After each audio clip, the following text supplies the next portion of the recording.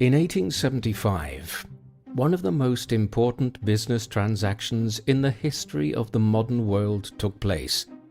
The European age of imperialism was just entering its most aggressive phase. Over the next 3 decades, Britain, France, Italy, Germany, Belgium, Portugal and Spain would swallow up virtually the entirety of Africa into colonies. Britain, of course, already had a great empire, the centerpiece of which was the British Raj, an immense territory covering modern-day India, Pakistan and Bangladesh. Yet, it faced an issue. After many decades of theorizing about how it might be done, French companies had finally succeeded in building a canal that ran through the western side of the Sinai Peninsula in Egypt and created a waterway between the Mediterranean Sea and the Red Sea. No longer would Europeans need to sail all the way around Africa and across the Indian Ocean to get to Asia. This was of especial importance for the British, as it would drastically reduce the length of time taken to send ships to and from British India. They wanted in on the Suez Canal. It would take money. And this was where the N.M. Rothschild and Son banking house in London stepped in. They gave Benjamin Disraeli's Conservative government a loan of £4 million, hundreds of millions of dollars in today's money, in order to purchase a very large stake in the Suez Canal Company. 7 years later, Britain would establish a protectorate over Egypt and secure its control over the Suez Canal region. The entire episode points towards the centrality of the Rothschild banking family in financing the European age of imperialism and conquest, and the expansion of the British Empire, the influence of which spread much, much further. This is the story of the Rothschilds and the enormous banking and financial empire which they came to rule over. The Rothschilds would only begin to appear as one of the great banking and financial families of Europe towards the end of the 18th century. Their lineage, though, can be traced back considerably further, to at least the 16th century. The family were Jewish, and so they might well have ultimately come from somewhere like France or England, 2 kingdoms which had expelled their Jewish communities in the late 13th and early 14th centuries. The arrival of the Black Death or bubonic plague in Europe in 1346 and the horrors it had visited on the continent, with 1 in 3 people dying in many places over the next decade, had been blamed on the continent's Jewish people in many places, with paranoid claims of wells being poisoned by local Jews and the like emerging. This, combined with the earlier expulsions, had seen many European Jews travelling eastwards to places like Germany and Poland. It is unclear if the Rothschilds were one such migrant family, as the family surname does not give a clear idea of their provenance. It derives instead from the term zum roten Schild, which transliterates as at the red shield. This could mean that they lived near or operated an inn that bore a red shield on its frontage. The family's coat of arms for centuries, as they became successful bankers, bore a red shield too. Evidently, they were involved in loaning out money in Western Germany by the late 17th century. This was one of the few sectors of the economy Jewish families could prosper in, as usury, the practice of loaning out money at high rates of interest, was forbidden for centuries under Christian law.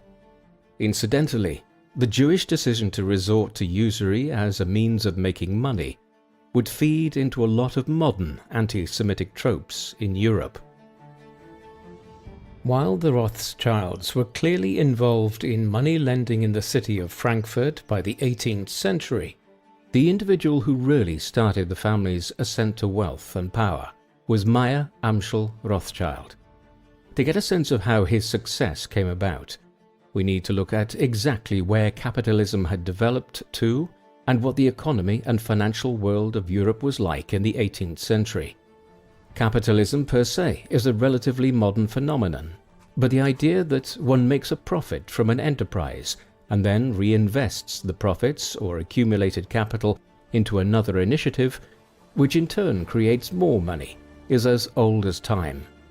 The oldest writing system in the world, cuneiform, was basically developed in Mesopotamia in the 4th millennium BC as a means of recording on clay tablets who owed whom, for bushels of grain, jars of wine, and the like. Commerce has always been the lifeblood of civilization, but this had become more sophisticated over time. Coins had been produced by the Greeks and Romans, and by the time we get to late medieval Italy, there were banking houses who extended letters of credit to people in other cities, verified by wax seals that proved the authenticity of their bills and letters of exchange. It was then that capitalism emerged in the 16th and 17th centuries. It did so in a very small regional area, basically a triangular trade between London, Antwerp, and Amsterdam, centered on the cloth trade. Bourses, the Low Countries' name for what we would call a stock exchange, emerged first in the cities of Bruges and Antwerp. London and Amsterdam followed the pattern in the second half of the 16th century. Around the same time, merchants in these cities began forming what are known as joint stock companies, whereby individuals would invest in trading expeditions. Finally, the Dutch East India Company and the English India Company, what would be called the world's first corporations, were set up in London and Amsterdam in 1600 and 1602. Here were all the instruments of capitalism emerging: banks, stock exchanges, corporations, and the ability to invest speculatively in companies. While all of this signaled the beginning of capitalism to an extent, Europe did not become a capitalist continent overnight. Throughout the 17th and most of the 18th centuries, the prevailing economic orthodoxy across the continent was the concept of mercantilism. This held that there was a finite amount of world trade. The overall amount of it could not be grown, and therefore each nation had to compete with others to acquire a larger slice of the pie. So, for instance, the most profitable trade in the world at the time was importing spices like pepper, nutmeg, and cinnamon from the East Indies to Europe.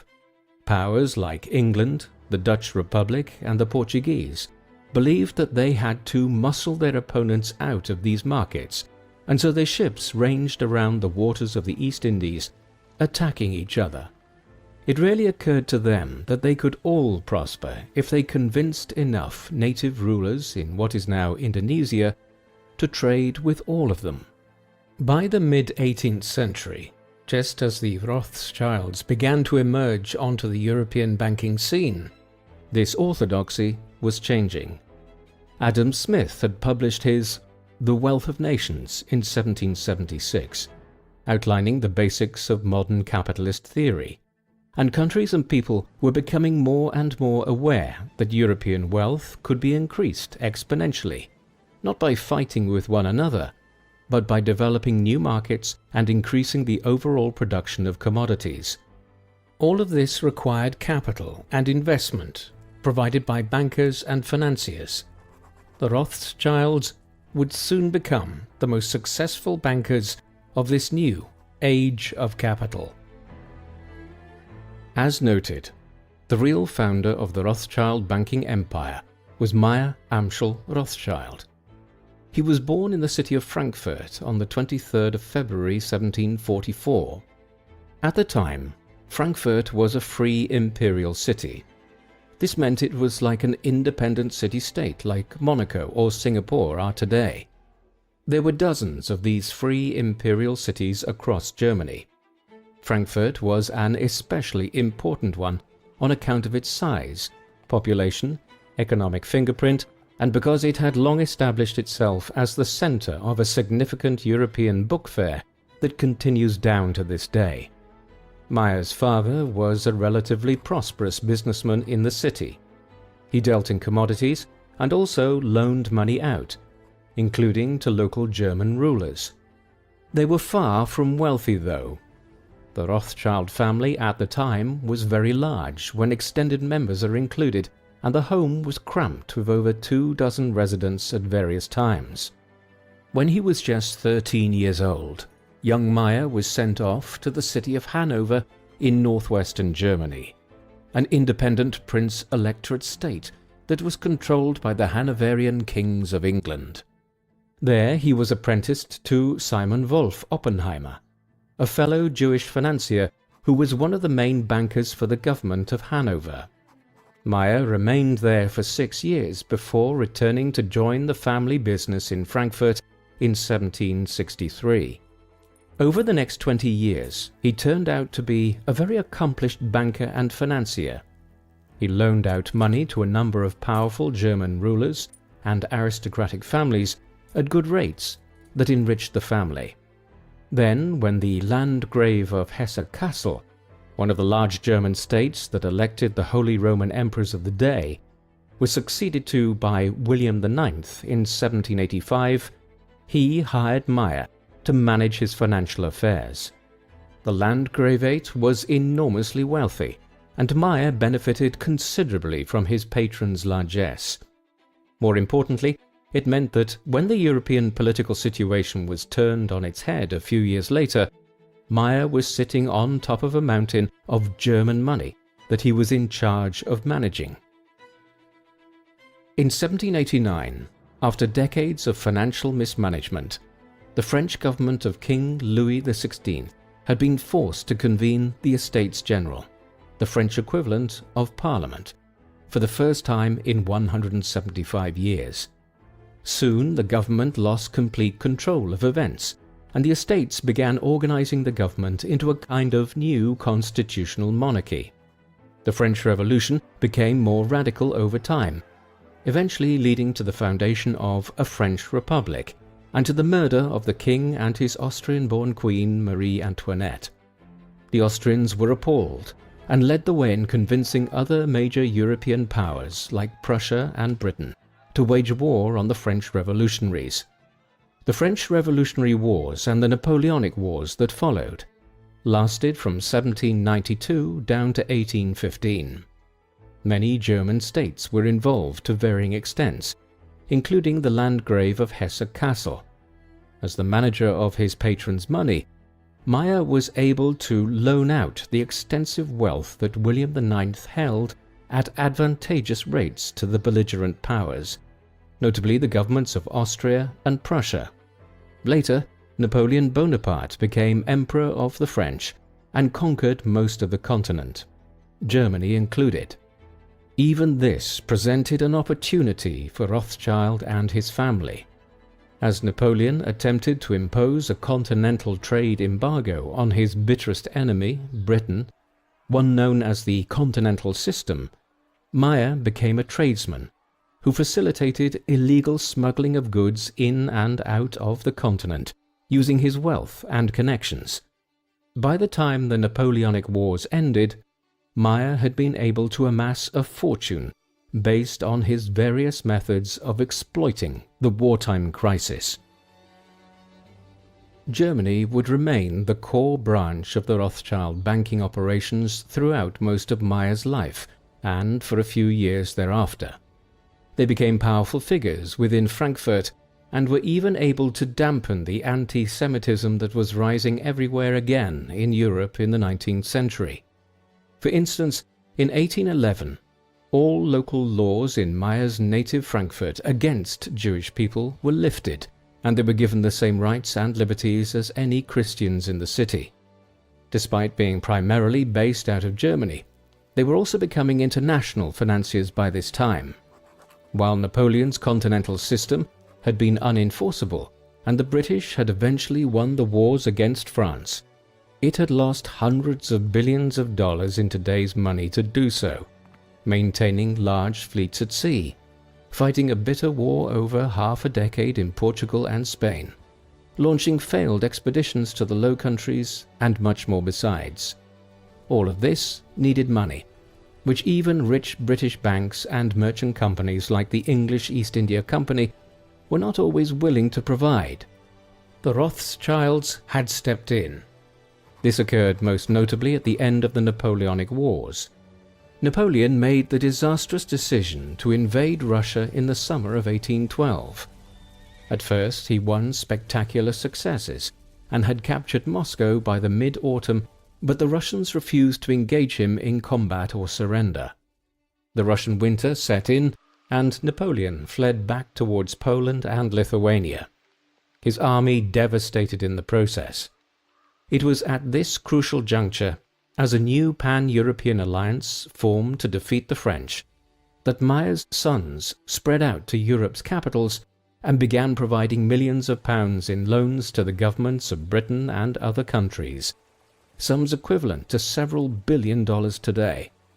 This not only created immense goodwill towards the Rothschilds once the wars ended in 1815, but the Rothschilds also had advance information about military developments and used it to their advantage in offloading bonds and loans, or buying others, what we would effectively call insider trading today.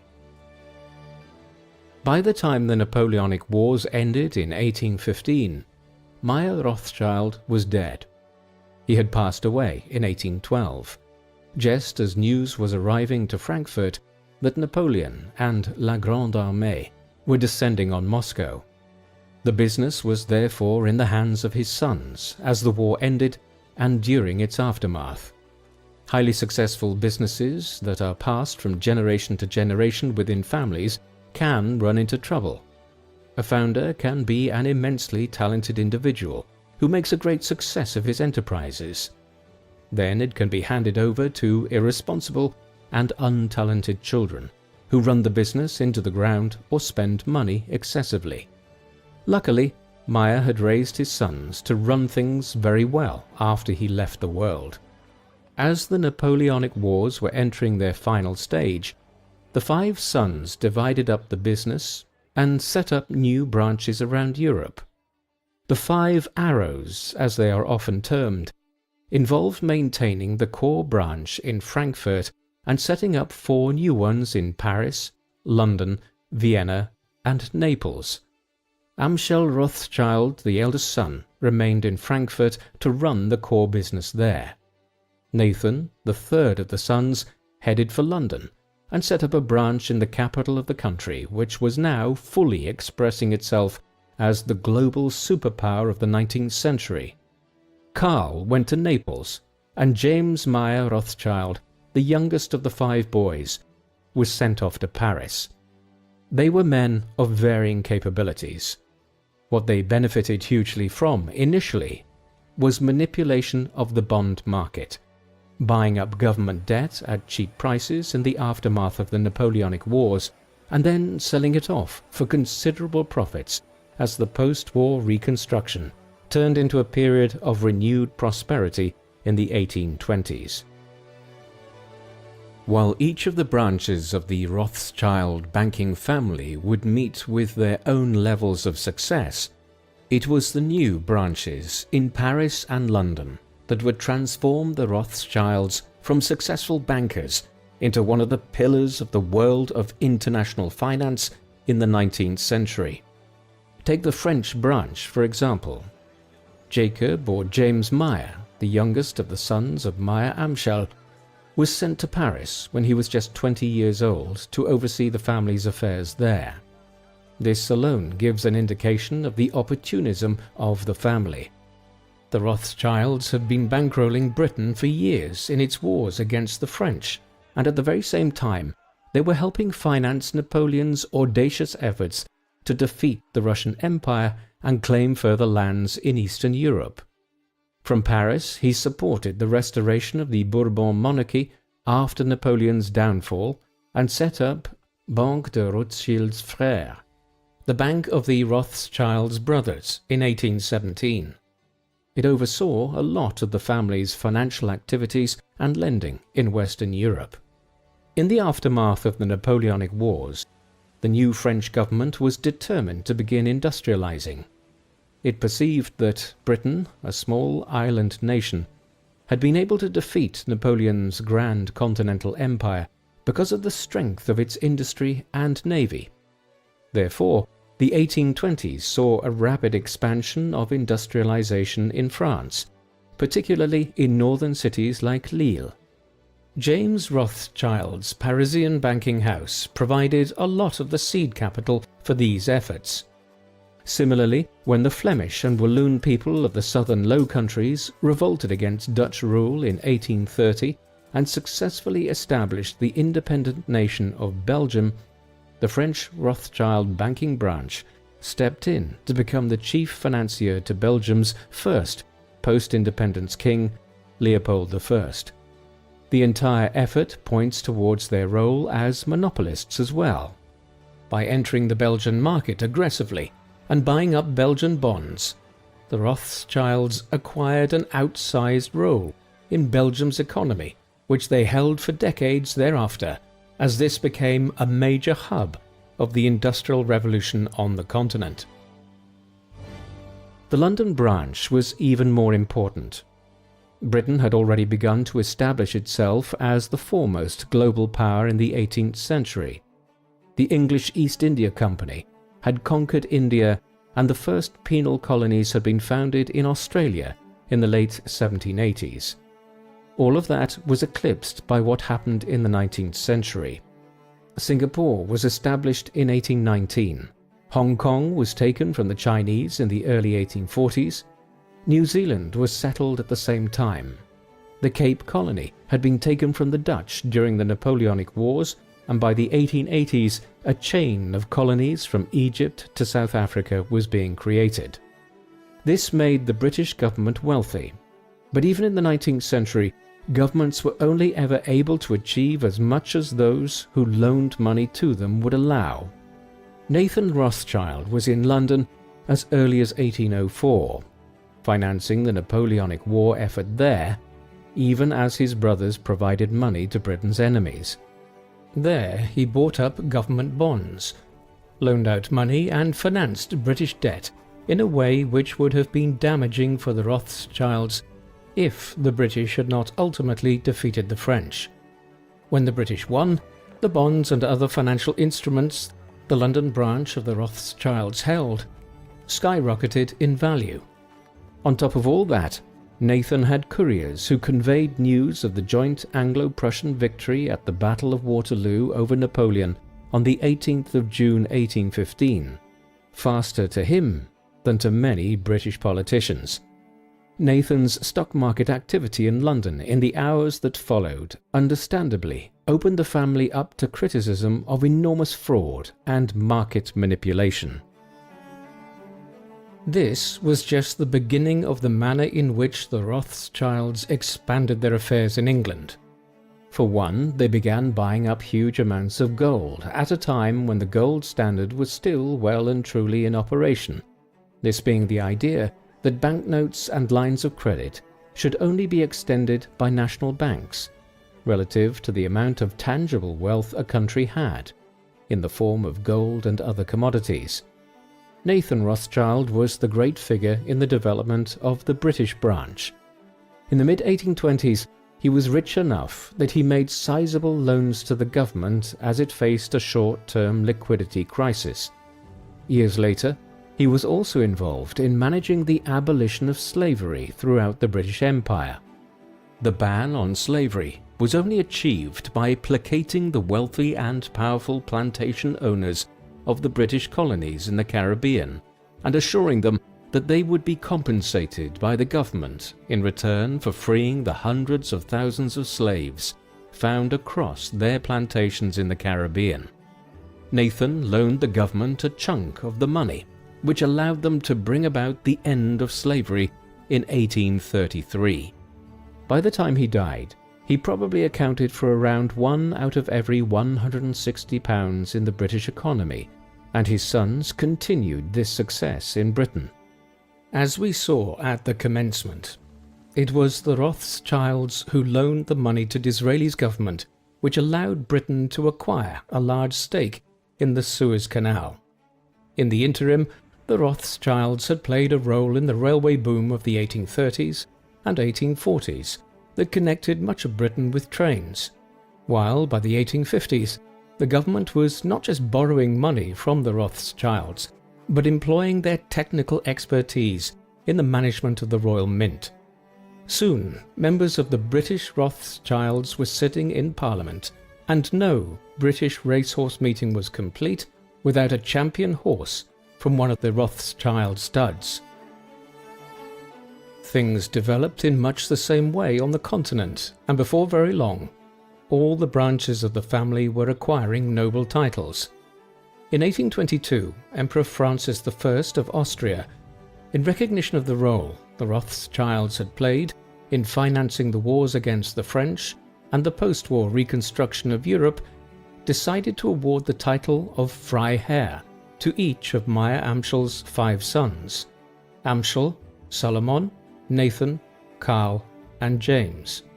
There was a certain irony to this, given the manner in which the family had helped finance Napoleon's military campaigns as well.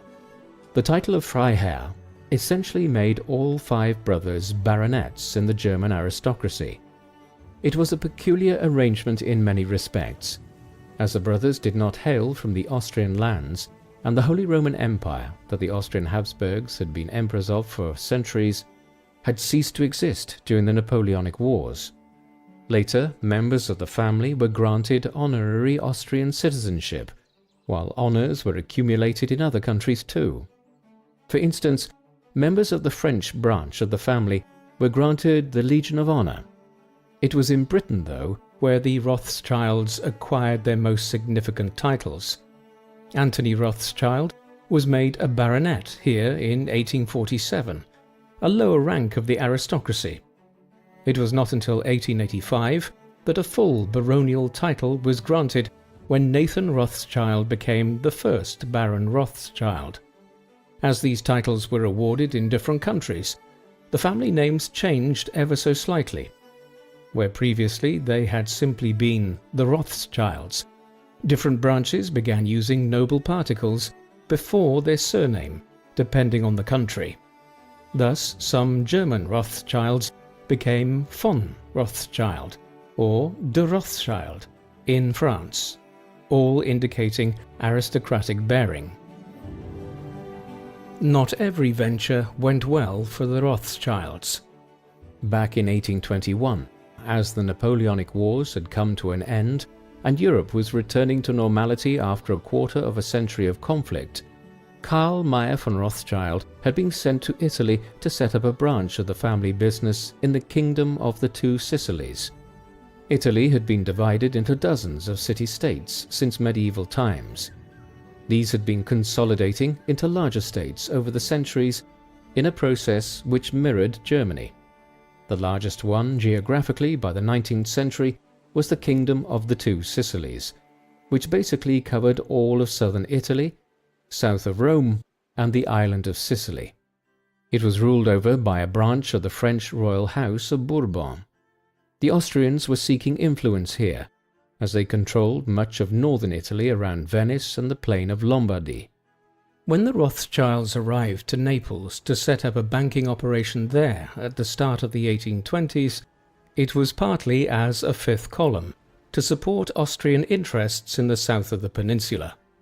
Thus, for several decades here in the 1820s, 1830s and 1840s, the Rothschilds were attempting to utilize their banking activities and wealth to influence the politics of Naples and the lands it controlled. The Bourbon rulers were more than aware of the designs of the Rothschilds, yet they often needed their financial support anyway to rule over a kingdom that was already becoming one of the poorest parts of Western and Southern Europe. In the end, it was wider European developments which brought the Rothschilds' influence in southern Italy to an end. The Second War of Italian Independence of 1859 was quickly followed by Giuseppe Garibaldi's expedition of the 1000 to Sicily. In a miraculous campaign throughout 1860, he conquered the Kingdom of the Two Sicilies, and Italy was broadly unified under the rule of King Victor Emmanuel II of Sardinia. The Rothschilds, tainted by their connections to the Austrians, found it difficult to maintain a strong presence as financiers in Italy thereafter. The demise of the Naples business was a minor blow when compared to the manner in which the family prospered and influenced events elsewhere. For instance, they played a role in the emergence of Brazil as an independent nation. Brazil had become a colony of the Kingdom of Portugal as a result of the Treaty of Tordesillas all the way back in 1494. The Portuguese paid little attention to this giant landmass and its dense rainforest for 2 centuries, until a gold rush began there in the 1690s. Over the next century, millions of Europeans and African slaves arrived to the country, and when Napoleon occupied Portugal in 1807, the Portuguese royal family fled to Brazil and lived in exile for several years. The Napoleonic Wars had seen independence movements emerge all across Spain's colonial empire, and countries like Chile, Mexico, Argentina, and Peru gained their independence. The Brazilians were anxious to do so too, but in a more peaceable way. The country became independent in 1822. However, as the split with Portugal was acrimonious in many ways, it left the Brazilian government in a precarious financial situation. Nathan Rothschild stepped in with a sizable loan, one which helped to balance Brazil's books and also permitted the new Brazilian state to pay a large amount of compensation to Portugal for the loss of their colony. Portugal acknowledged Brazil's independence and war was avoided. The Rothschilds acquired interests in Brazil thereafter. It was one of dozens of such ventures, and as the 19th century went on, various branches of the family also expanded aggressively into sectors like publishing, mining and insurance in London, Paris, Berlin, Vienna, and other cities. There are no shortages of examples of how the Rothschilds' wealth and power influenced events over the course of the 19th century. A striking instance is the Crimean War. The war was fought between October 1853 and March 1856 between the Russian Empire on one side and a coalition of the Ottoman Turks, the British, the French, and the Kingdom of Sardinia on the other. The Russians and the Turks had been intermittently at war with one another going back to the middle of the 16th century, fighting nearly a dozen wars in total over 4 centuries. Russia's victories had become more and more devastating over time, and by the middle of the 19th century, there was the very real risk that not only would Russia become the dominant power in the Black Sea, but that it might capture huge chunks of Ottoman territory in the Balkans and the Caucasus. The British and French consequently joined with the Turks in this war to prevent further Russian expansion. Most of the fighting concentrated on the Crimean Peninsula after Anglo-French expeditionary forces were sent there. This was an expensive undertaking, one which the British government financed by taking loans from numerous banking establishments. The Rothschilds were happy to do so.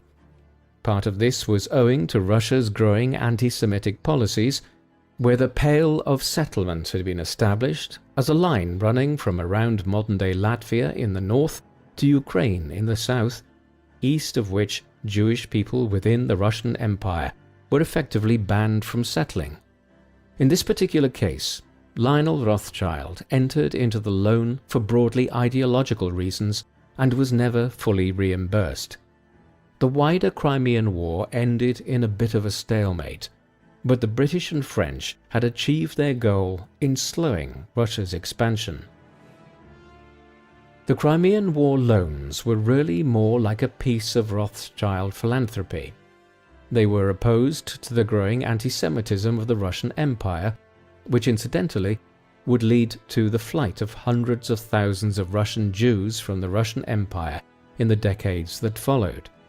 This was far from the only initiative where the Rothschilds used their wealth for truly honorable ends.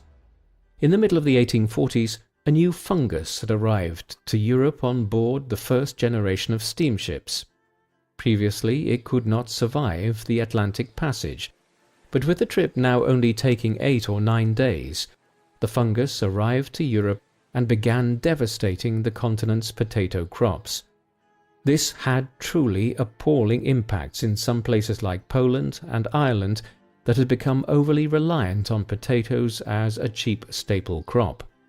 The Great Famine, as it became known in Ireland, claimed well over 1 million lives and led to a wave of migration out of the country. It has also been argued that a huge black mark on the British government's legacy is that while people starved to death around the country, other foodstuffs were still being exported from Ireland for profit.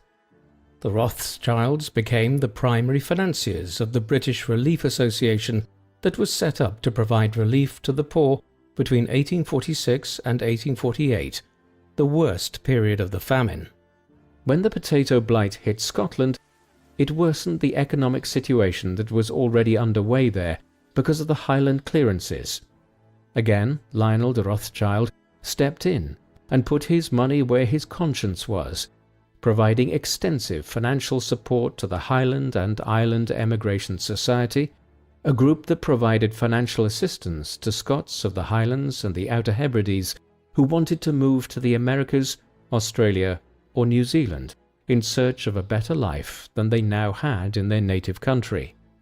Many other examples of the selfless philanthropy of the Rothschilds in the 19th century could be cited. As with any famous family or dynasty that maintains prominence in society over decades or centuries, the Rothschilds threw up eccentric characters. Undoubtedly the most peculiar was Walter Rothschild, a member of the London branch of the family. He was born in the British capital in 1868. On the surface, he was a perfectly normal man with a traditional career. He was part of the London banking firm and also entered politics, sitting as an MP for the constituency of Aylesbury between 1899 and 1910, as a member of the Liberal Unionist Party, a branch of the Liberals that split from the main party over the issue of Home Rule and the status of Ireland within the United Kingdom. He served for a time in the Army Reserves, and later in his life he would play a significant role in liaising with the government about its policy towards the British Mandate in the Middle East and the potential creation of a Jewish state in the Levant after the British took over the governance of the region from the Ottoman Empire at the end of the First World War. But where Walter really was a bit peculiar was when it came to his interest in zoology. He studied the subject in his youth while attending Cambridge University. For the rest of his life, he spent much of his own slice of the family fortune amassing hundreds of thousands of animal specimens, many of which he had stuffed. The Rothschild natural history collections contained millions of items by the time he died, and many species were named after him. Parts of this bordered on the bizarre. There is a photo extant today of Rothschild riding on top of a giant tortoise, while surely the most eccentric episode was when he hitched up a team of 4 zebras to a carriage and directed them out to Buckingham Palace, in an effort to demonstrate to the public that the African animals could be domesticated in much the same way horses had been thousands of years ago. Unsurprisingly, the use of zebras as carriage horses didn't catch on. The Rothschilds were not just bankers. As their wealth grew, they branched out to become involved in all kinds of different industries. The wine trade is an instructive example. Beginning in 1853, Nathaniel Rothschild acquired a number of different wine chateaux in France. Soon, other members of the family became interested, and by the end of the 1860s, the Rothschilds had acquired a substantial place within the French industry, notably Château Mouton and Château Lafite. The irony of this is that they entered the French wine industry at the worst time humanly possible. The advent of the steamships in the 1840s had not just brought the potato blight to Europe, it also allowed for the arrival of the aphid that carried the phylloxera virus, something which over a number of years absolutely destroys vineyards. Thus, the Rothschilds became involved in the French wine trade just as vineyards all over France were beginning to rot away and die.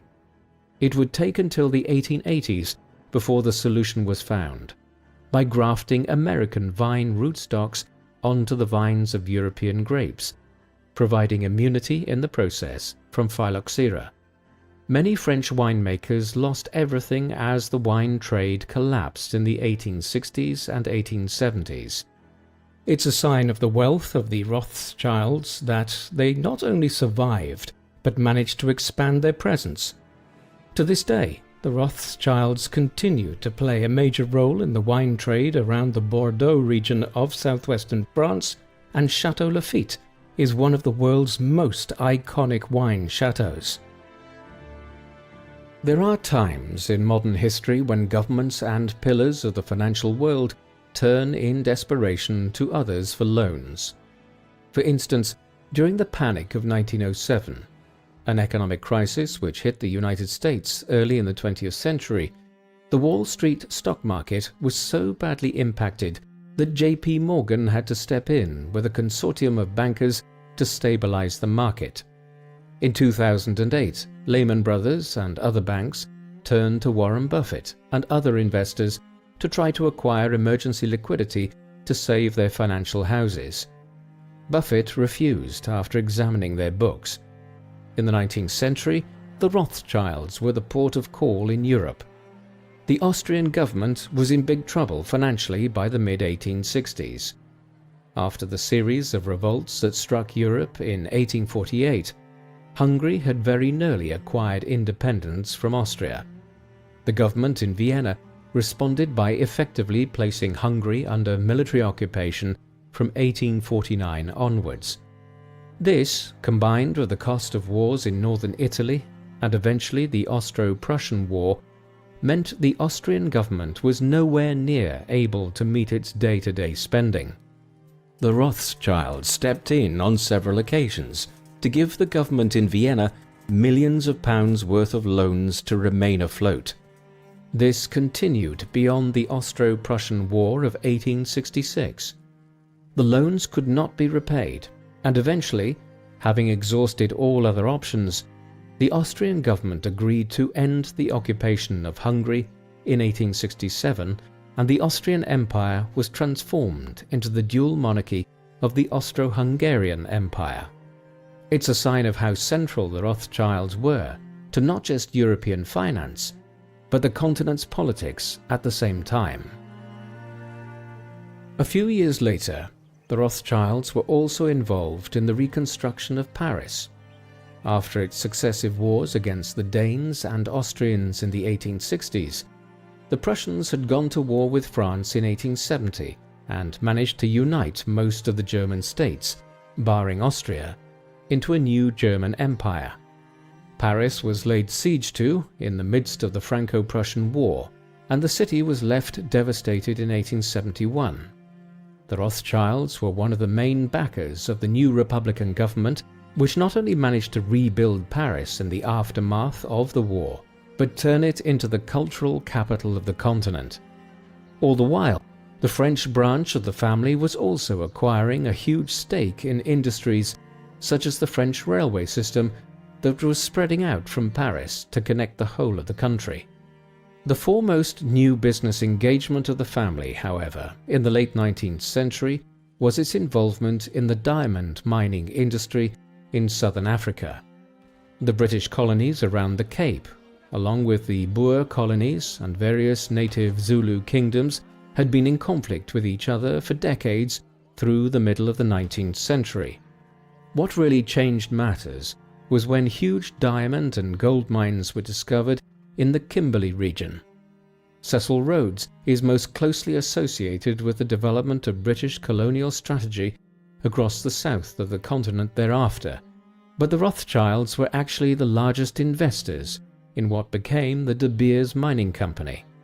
For a time in the late 1880s and through the 1890s, De Beers was one of the most important companies on earth, one which controlled the world diamond trade and also played a huge role in the gold trade and the development of what became the Union of South Africa. Both the London and French branches of the Rothschilds invested massively in the company and acquired great riches as a result. The next time you think about the diamond trade in late 19th century South Africa, remember that Cecil Rhodes was the face of it, but the Rothschilds bankrolled it. The Rothschilds were Jewish, and as a prominent Jewish banking family, especially in Britain, they began to favour a range of Jewish causes with their money in the second half of the 19th century. There was a major resurgence of anti-Semitism in Europe around this time, fueled in part by the growing scientific racism of the age, which tried to argue that Caucasian Europeans of Germanic and Nordic heritage were inherently superior to other races. In other areas, it focused on tropes about Jewish people trying to run Europe and the world from behind the scenes using their wealth and power. Unsurprisingly, the Rothschilds became common targets of this growing anti-Semitism. As it escalated, the idea of creating a Jewish homeland back in the Levant, which the Jewish people had been driven from over a period of centuries, owing to persecution by the Babylonians, Seleucids, Romans and Arabs, emerged. Alphonse de Rothschild, the senior French member of the family, was an especially keen supporter of the Zionist movement as hundreds and then thousands of Jewish people from Europe began to settle in the Holy Land, which at the time was still ruled by the Ottoman Empire. Another family member, James Jacob de Rothschild, financed the creation of one of the first major Zionist settlements in what would later become Israel, Rishon LeZion, a southern suburb today of Tel Aviv. Most of the Rothschilds would never move to the Holy Land, but they did use their wealth to buy up land from either the Ottoman government or local Arab and Palestinian landlords in order for new Jewish settlers to live there. The family also played an active role in the Jewish Colonization Association. Decades later, after Israel was founded in the aftermath of the Second World War, Rothschild family lines of credit helped in part to finance the construction of the Israeli parliamentary buildings, the Knesset, and the Supreme Court building. The golden age for the Rothschilds really came in the decades when Meyer Amschel was the patriarch of the family in the late 18th century, and then in the subsequent 2 generations, as his sons and grandsons spread out to Vienna, Paris and London. As we have seen, there were always setbacks, such as the collapse of the Neapolitan branch in the middle of the 19th century. However, the last quarter of the 19th century brought an unprecedented level of difficulties. The French branch of the family, for instance, lost a lot of money during the so-called Long Depression that struck the world economy between 1873 and 1879. Added to this, they had attempted to invest heavily in the emerging petroleum industry as oil began to replace both coal and whale oil for a wide range of industrial processes. Alphonse Rothschild started the Caspian and Black Sea Oil Company and was very successful at first. Thereafter, it ran into steep competition from John D. Rockefeller's Standard Oil. Elements of the bank in France also suffered reverses as stock market crashes occurred in the 1880s. The one project which the family had the good sense to stay away from was the French-backed plan to cut a canal through the Isthmus of Panama to cut the naval voyage between the Atlantic and Pacific Oceans to a fraction of the current time. The project ran into decades of problems, much of it caused by the tropical diseases which the region abounded in. This did not prevent the Rothschilds in France becoming an ever larger focus of anti-Semitic tropes and theories in the decades leading up to the First World War, particularly so during the long-running Dreyfus Affair in France between 1894 and 1906, when the Alsatian-born Jewish-French army officer Alfred Dreyfus was falsely accused of passing secrets to the government of the German Empire. The interwar period brought fresh opportunities and very considerable challenges. Parts of Europe lay in ruins at the end of the First World War, especially northeastern France and parts of Belgium, while revolutions tore apart many countries as old empires collapsed in 1918 and 1919. The Rothschilds were in a position to offer lines of credit to various governments. The governments of the new countries which emerged in Central Europe, Austria, Hungary and Czechoslovakia, were especially grateful for their lines of funding, although the Czech divisions of the bank were effectively nationalized by the new government in Prague. Then came the boom years of 1924 to 1929, followed by the Wall Street crash of 1929 and the Great Depression that followed it. The Rothschilds were absolutely central to one of the key moments in the crisis in Austria. All the way back in 1855, they had been one of the primary investors into the new Österreichische Kreditanstalt für Handel und Gewerbe. Anselm Salomon from Rothschild was in many ways the founder of that bank. This had subsequently become known as Kreditanstalt Bank. In 1931, it became the epicenter of the European financial crisis associated with the Great Depression. The bank had overextended itself in the 1920s, buying up smaller banks. In 1931, it made an announcement that it would be unable to publish its financial statements for the previous year, triggering a huge run on the bank's deposits. In the end, despite the efforts of several members of the Rothschild family to find additional lines of credit to keep the bank afloat, Kreditanstalt was broken up into several subsidiaries, some of which were further nationalized. The collapse of Kreditanstalt was a factor in the growing anti-Semitism flooding Europe in the interwar era. Fascist parties like the Nazis in Germany used the fact that the bank was a prong of the Rothschild financial and banking empire to support their conspiracy theories about the Jewish people running Europe and the world in malevolent ways through their role in world finance. The rise to power of the Nazis in Germany, early in 1933, endangered everything the family had built up over more than a century and a half. They became an especial focus of the Nazi propaganda surrounding Jewish involvement in world finance and clandestine political activity. This was exemplified in the release in 1940 of Die Rothschilds, a German feature film that reimagined an earlier American-produced film on the family, though one which presented them in a much more negative light. The family suffered during the war. Many members already lived in London and were relatively safe there. But as the Germans expanded to take over most of the continent from March 1938 onwards, their business and banks were taken under state ownership. One member of the family, Louis Nathaniel de Rothschild, the head of the operations of Vienna, was arrested after the German annexation of Austria in March 1938. He was kept under house arrest for months, though he survived the war, and most members of the Austrian branch of the dynasty had absconded over the border into Switzerland in advance of the Nazi occupation. The Austrian Rothschilds had their wealth, property and possessions seized by the government. As late as the end of the 1990s, the family was still trying to reacquire a series of valuable paintings which had formed part of Louis Nathaniel's art collection before he was arrested. The Rothschilds rebuilt after the war.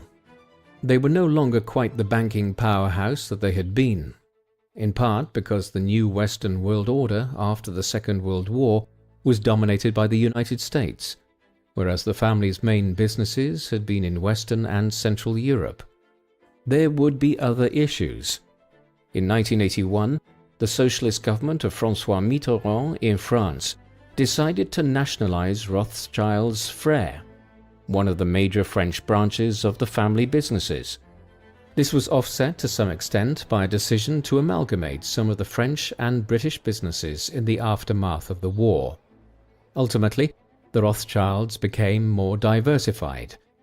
For instance, the family's earlier investment in the French wine industry bore huge dividends in the post-war era as wine drinking became something which grew more and more popular in countries beyond the more traditional Mediterranean wine consumers in France, Spain and Italy.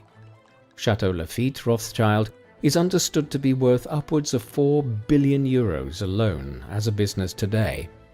Much of the dynasty's business interests are now held in trust, as large shareholders of companies they acquired a stake in or set up in the 19th century.